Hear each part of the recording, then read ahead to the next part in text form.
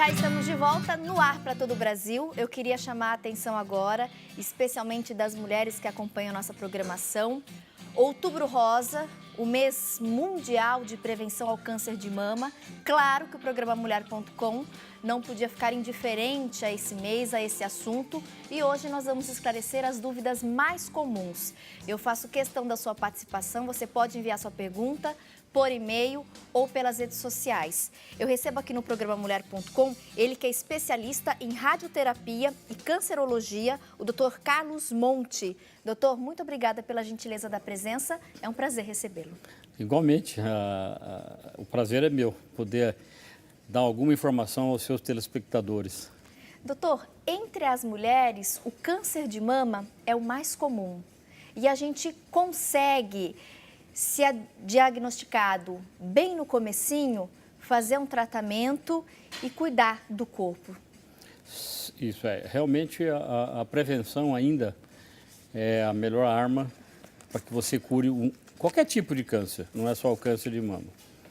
É que no câncer de mama, à medida que a gente viu a evolução tecnológica, ele foi um câncer que, devido à detecção precoce, ou seja, à prevenção, a taxa de cura aumentou muito. Essa foi a grande vantagem E também com a conscientização, né? Hoje, as informações, não só da mídia, como vocês, mas as próprias escolas, tá? Essa conscientização favoreceu muito ao controle do câncer de mama. Colabora, né? Doutor, quais são as causas do câncer? O que desencadeia essa doença nas mulheres? Olha, a resposta é um pouco mais genérica, não só específica no câncer de mama. Hoje, todo tipo de câncer a gente sabe que é uma doença genética. O que é isso? Comparativamente, é como você pegar um celular e você tira o chip dele. O que acontece? Você fica sem nenhuma informação dos seus telefones, seus contatos. No câncer, o chip nós chamamos de genes, onde tem todas as informações para que a célula funcione. O que acontece? Esses genes, quando eles ficam defeituosos, uma das causas desse defeito é a formação do câncer. Então, o que acontece é que hoje no câncer de mama a gente já sabe que existe mais ou menos 40 defeitos genéticos, nós chamamos de mutações. Esses defeitos, associados com o tipo de vida que a pessoa tem, é que aumenta a incidência do câncer da mama. Então, essa é a causa básica. Doutor, tem de repente uma faixa etária em que os casos acontecem de uma maneira mais significativa ou não? Existe. Hoje a faixa etária aos 60 anos é mais ou menos o pico maior. Por isso que hoje a prevenção clássica ela deve se originar nas pessoas que não são chamadas aquelas de grupo de risco. Quais são os grupos de risco? São aquelas cuja família tem alguém que já teve câncer de mama, câncer de ovário, câncer de útero na população feminina. Ou qualquer tipo de câncer na população masculina daquela família. Isso significa que aqueles genes defeituosos eles estão circulando naquela família. Então, a incidência é maior, entendeu? Então, dessa forma, você consegue fazer a detecção precoce e entrar dentro de um programa. Geralmente, hoje, 50 anos de idade é a melhor faixa para iniciar os estudos de prevenção como a mamografia e ultrassonografia da mama. Perfeito. Doutor, a gente sabe que é mais difícil, mas o câncer de mama também acomete alguns homens. E aí, é um nível mais sério da doença ou não? Tem a mesma gravidade. Tá. O que vai diferenciar é exatamente porque hoje, segundo os estudos genéticos modernos, nós temos 4 tipos de câncer de mama diferentes numa mesma pessoa. E isso é que dá o fator prognóstico. E no homem é a mesma coisa. É que a relação de cada 100 mulheres que têm câncer de mama, um homem vai ter. Então, é uma relação de 1 para 100, né, em termos de incidência. Perfeito. Doutor, existem fatores externos, hábitos de vida, hábitos alimentares, algo que pode ajudar a desencadear essa doença ou não? É só genético?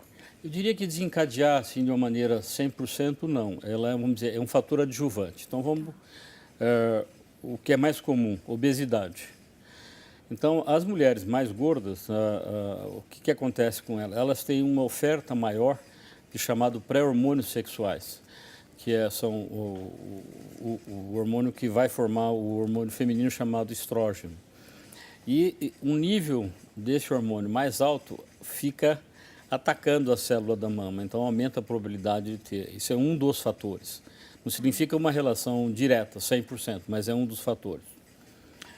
Outro fator é aquela mulher ou aquela criança que tem um início da menstruação muito cedo, aos 12 anos, e a menopausa tardia, 50 a 55 anos. Então ela tem uma exposição hormonal também maior, ela é mais propensa a ter câncer de mama. Existe, em relação a esse aspecto genético que eu te falei, problema de raça. É mais frequente nas mulheres mais jovens e na raça negra. Entendeu? Então, é um conjunto de situações que você tem que ir analisando para poder dar a resposta a essa questão. Perfeito. Doutora, a gente sempre ouve falar que um alerta importante para as mulheres é a percepção do nódulo, né? Então, aquele exame que as mulheres fazem, inclusive em muitas consultas ginecológicas, mas além daquele carocinho, existe algum outro sintoma, se é que eu posso usar esse termo, que sirva de alerta para aquela mulher que está nos acompanhando agora? De certa forma, não. Mas, por outro lado, veja bem, a autopalpação, quer dizer, você quando vai tomar banho e ficar palpando a sua mama, é uma coisa do passado. Ela já não tem mais, vamos chamar assim, valor estatístico para você fazer uma prevenção. Entendeu? Então, é por isso que a autopalpação hoje não é tão mais focalizada, porque ela não diminuiu a incidência da prevenção do câncer de mama. O que é importante hoje são os exames de imagem, a mamografia e o ultrassom. Devem ser feitos de quanto em quanto tempo e principalmente a partir de que idade? Então, Vamos naquele reforçar, grupo que eu falei para você, grupo de risco, que já tem casos na família, a partir de 50 anos, e alguns estudos falam a partir dos 45 anos, a mamografia deve ser feita anualmente. Pelo menos uma vez por ano. Exato. Agora, é importante ser ressaltado, você tem que ter qualidade do exame. Porque se a mamografia não for bem feita, porque você tem mamas pequenas, você tem mamas médias, você tem mamas grandes, e dá muito falso positivo, muito falso negativo. Então, a qualidade desse exame é muito importante para que você realmente faça a detecção do câncer mamário.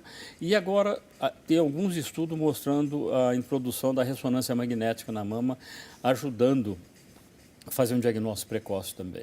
Perfeito. E aí vale, então, aí essa atenção das mulheres que estão nos acompanhando. Não existem sintomas clássicos, por isso você tem que, sim, prevenir fazendo esses exames, especialmente, então, a partir dos 50, 60 anos, obrigatoriamente uma vez por ano. 50 anos, né? Doutora, a partir dos 50 anos, a mamografia, e aí busque mesmo orientação com o seu médico, peça orientação para o médico ginecologista, porque é possível prevenir. Quanto antes diagnosticado, mais chances de cura. A gente pode falar de cura do câncer de mama? Pode-se falar assim. Hoje, se você pegar a região metropolitana de Campinas, vou dar um dado porque é uma região, eu diria, privilegiada, porque a Unicamp, a universidade, alguns anos atrás, de um grupo de mastologia de lá, começou a introduzir essa prevenção muito rápida aqui na população. E hoje a região metropolitana tem uma cura clínica média em torno de 78%. Quer dizer, isso é excelente para um país como o nosso, né? Um país chamado emergente ou em desenvolvimento. Com certeza, chama atenção.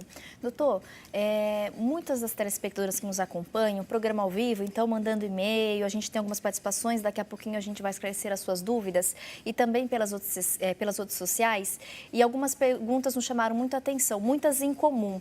Então, perguntando, por exemplo, se a prótese de silicone ajuda a desencadear essa doença, se pode ser perigosa nesse sentido, e alguns métodos contraceptivos, se também podem ajudar aí a desenvolver o câncer de mama. Ok, respondendo a pergunta em relação à prótese, você pode tranquilizar a sua telespectadora que não há nenhuma relação. Não tem ligação? Não tem nenhum estudo provando que o uso da prótese de silicone gera o câncer de mama. Então, tranquilize esse pessoal. Em relação aos métodos anticonceptivos, quando você toma medicamento à base de hormônio, eles têm realmente uma oferta maior que vai agredir a mama. Mas eles atuam do ponto de vista como forma de câncer em outros órgãos primeiro. o útero, o endométrio, é muito mais atacado por essa medicação do que a própria mama. Mas é um fator de risco. Perfeito. Então, nesse caso, procede. Assim, pode comprometer. Eu tenho pacientes que ficaram tomando medicamentos orais anticoncetivos durante 15, 20 anos, de uma maneira inadequada, porque não tinha controle médico disso. E geraram câncer de útero e de mama. Perfeito. Doutor, eu queria convidar agora o senhor e o nosso público a acompanhar uma reportagem. É um depoimento muito bacana, eu acho que vale a pena você de casa prestar muito atenção, de uma mulher que passou por um momento difícil e ela traz uma mensagem no seu depoimento muito legal, que sirva de incentivo e de força, de estímulo para as mulheres que estão passando por esse problema e estão acompanhando agora a nossa programação. Olha só. Os lenços não escondem a luta dessas mulheres contra o câncer, mas dão um charme a mais. Elas são vaidosas e se preocupam com a beleza. A autoestima faz parte do tratamento e Flávia Flores é um bom exemplo disso. Além de caprichar no visual e nunca tirar o sorriso do rosto, a ex-modelo conta os dias de luto e glórias em um livro. Eu reuni muita informação que eu via que era muito importante para tantas mulheres, né, para passar por essa fase que é o tratamento, que é uma fase com mais dignidade, com a cabeça erguida, né? Então eu consegui compilar todos os meus posts mais importantes, reunir tudo para virar um manual. Hoje um manual para uma mulher moderna que é diagnosticada com câncer passar bem pelo tratamento.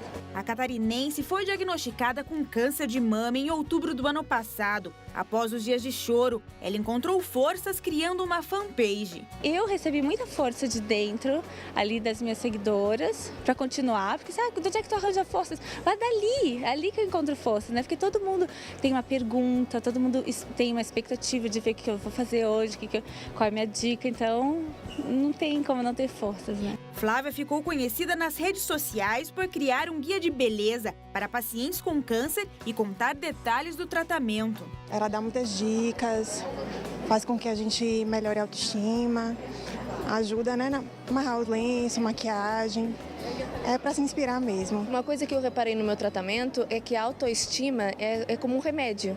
Então faz parte do tratamento, é o que a gente pode fazer. Então a gente tem que se deixar estar bonitas para a gente se sentir bem e com isso os nossos exames têm um resultado muito melhor. Além de dicas de beleza e saúde, o livro da ex-modelo mostra que existe alegria e uma nova vida após um diagnóstico de câncer. Transformou uma dor numa beleza, transformou feiura em encantamento, em que ela transformou um problema individual numa solução coletiva e tem uma poesia, uma alegria que ela extrapola se a pessoa tem câncer ou não tem câncer.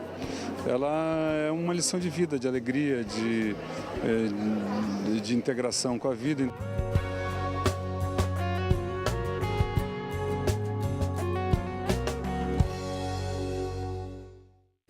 Tá aí, como é bacana, né, a gente acompanhar esses testemunhos de superação. E essa era a nossa proposta, em compartilhar essa reportagem com vocês, você especialmente que acompanha o programa Mulher.com. Doutor, eu queria abrir espaço um pouquinho agora para a participação direta dos nossos telespectadores e agora sim citar, inclusive, aí alguns nomes. A gente recebeu lá de Pontal do Paraná, no estado do Paraná, o e-mail da Alzira Matias. Ela comenta aqui que a mãe teve câncer de mama e também câncer de pulmão. E aí, em decorrência dessas doenças, veio a falecer. E ela pergunta se ela e os 7 irmãos correm risco direto de ter a doença ou só os descendentes? Não, todos os membros da família têm uma probabilidade maior quando você comparar com a população geral. Certo. Então, mesmo na família dela, mulheres e homens têm que fazer prevenção. Homem, principalmente, o câncer de próstata, né? E no caso das mulheres, filhas, mama e útero e ovário. Perfeito. Iramires Bernardes, de Presidente Epitácio, Estado de São Paulo, Iramires que sempre participa conosco, ela diz que aos 35 anos fez um exame de mamografia e não deu nada. Hoje ela está com 38. A sua médica orientou ela a fazer um novo exame só aos 40 anos. E aí ela, acompanhando a nossa entrevista, ela queria saber a sua opinião. Ela espera até os 40 ou com 38 ela já pode fazer mais um exame, doutor? Se ela não tem nenhum caso de câncer na família, ela pode aguardar os 40 anos com tranquilidade. Perfeito. Maria Ângela, é isso, direção? Maria Ângela participou pelas redes sociais, pelo Facebook. Um beijo, obrigada, viu, Maria Ângela? Ela gostaria de saber, doutor, se fazendo a mamografia, ela pode ter aí uma... Como eu posso dizer? É confiável. Por exemplo, a mamografia, ela de repente não vai conseguir detectar um câncer que já esteja instalado? Isso pode acontecer? Pode. Tem algum outro exame que ela possa fazer? Pode. A mamografia, como um exame isolado, não tem uma relação direta de 100% de diagnóstico precoce, entendeu? Então, em alguns casos, dependendo da faixa etária, da quantidade de gordura que a pessoa tem na mama, você tem que complementar com o ultrassom, que é outro método de imagem, e às vezes, em alguma situação, com a ressonância magnética da mama. Quando você soma esses 3 exames, a probabilidade de você fazer um diagnóstico precoce é maior do que a mamografia isolada. Perfeito. E foi aquilo que o senhor alertou também, né? Um bom exame. Isso é Porque, de fundamental. repente, ela pode até dar um falso positivo ou um falso negativo. Correto. Doutor, mais uma perguntinha. Eu queria agora esclarecer a dúvida da Maria de Lourdes. Ela é de Campinas, aqui, cidade que fica próxima à emissora, no interior de São Paulo. Ela disse que o neto, de 17 anos, apresentou um caroço na mama e ele reclama, se queixa muito de dor. Ela pergunta o que poderia ser esse caroço e aí qual médico ela poderia procurar, qual especialidade médica para poder levar o neto?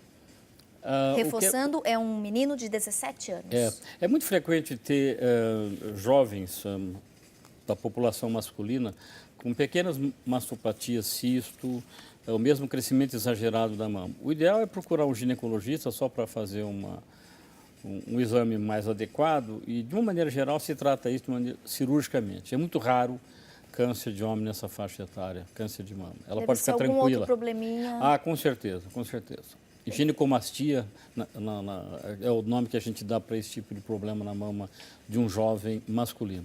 Perfeito. E aí o especialista que ela procura, doutor? Eu acho ideal, inicialmente, um mastologista mesmo. Mastologista. Porque já resolve o problema rápido. Perfeito. Fica então aí a orientação, mastologista, tá bom? Ana Cristina também participou com a gente, ela pede para a gente não identificar aí sua cidade, claro que será respeitado. Muito obrigada, viu, Ana, pela participação. Doutor, ela pergunta o seguinte, câncer dói ou o único sintoma é o nódulo? Ela pergunta isso porque ela sente dores bastante fortes, intensas no seio. Ela procurou um médico lá na cidade dela e ele disse que o problema são nas glândulas mamárias, mas que não é nada sério. E ela queria uma orientação do senhor. De repente, procurar uma outra opinião, o que pode ser? Bom, de uma maneira geral, o câncer de mama não dói. Então, quando ela tem, eu não sei qual é a faixa etária dela, mas vamos imaginar que ela tenha 40 anos de idade, o que é comum nas mulheres que têm dor na mama, geralmente é quando precede a menstruação. Por causa das alterações hormonais, a mama fica mais sensível e isso gera dor. Mas isso não significa que seja câncer, muito pelo contrário. O câncer é uma doença silenciosa, ela é indolor. Agora, ela tem que ser bem orientada, porque provavelmente ela pode precisar de uma mamografia que vai detectar outro tipo de patologia que nós chamamos de displasia e tal, e precisa ser tratado adequadamente. Então, é importante procurar um médico até para cuidar dessa dor, porque se está doendo é porque é o sinal que tem alguma coisinha errada não tenha dúvida, ela precisa ir no mastologista. Perfeito, fica aí então a orientação, Ana, mastologista para você também, agende ainda hoje, tá bom? Doutor, importância da amamentação, é verdade que amamentar diminui os riscos da mãe desenvolver o câncer de mama? Sim, existem estudos já muito antigos a esse respeito, por quê? Porque durante o período da amamentação é como se você estivesse bloqueando a produção de hormônios sexuais femininos, principalmente o estrógeno e progesterona, pelo ovário. Consequentemente, você está dando um descanso desse bombardeio na célula da mama. Então, em uma população grande, quando você faz um estudo estatístico, se observa exatamente isso. As mulheres que amamentaram mais, elas têm uma incidência menor comparada com a população de mulheres que não amamentaram. Perfeito. Doutor, para a gente conseguir resumir, algumas telespectadoras estão questionando se existem alguns alimentos que podem ajudar ou mesmo piorar ou desencadear um câncer de mama. Existe algum alimento que pode prejudicar nesse sentido? Se nós considerarmos o álcool como alimento, ele é um dos fatores que pode influenciar de uma maneira indireta o aparecimento de câncer de mama. Então, tirar da dieta o álcool e comida gordurosa. Né? Fritura. Exato. A gordura realmente é um fator muito importante nessa etiogênese. Perfeito. Doutor, para a gente finalizar, tem alguma observação? Eu tenho sim. Eu algo gostaria pertinente que o de senhor queira convidar compartilhar? as suas telespectadoras que nós vamos promover uma passeata nesse domingo, às 8 horas da manhã, em frente à Lagoa do Taquaral. Em Campinas. Aqui em Campinas, em comemoração ao Outubro Rosa, para chamar mais atenção das autoridades na prevenção do câncer da mama. Tá aí, fica o convite do doutor, os contatos também do nosso convidado estão no vídeo. Eu quero agradecer mais uma vez a presença do Carlos Monte, ele que é especialista em radioterapia e cancerologia. Foi um prazer recebê-lo e espero que a gente possa se encontrar em outras oportunidades para falar mais sobre saúde e ensinar, né, as nossas telespectadoras e eu também aprender um pouquinho mais como cuidar e como prevenir. É possível, né, doutor? Com certeza, eu estarei sempre à disposição. Muito e obrigada, obrigado pela viu? gentileza. Prazer é nosso sempre em recebê-lo. Eu vou fazer mais um intervalo rapidinho no mulher.com e daqui a pouquinho eu volto com dicas de arte, arte terapia, uma árvore linda em tecido. Você que gosta, vamos deixar nossa casa bem bonita para o Natal e também é uma opção para você presentear ou fazer, vender e conseguir uma renda extra nesse fim de ano. Eu volto daqui a pouquinho, até já.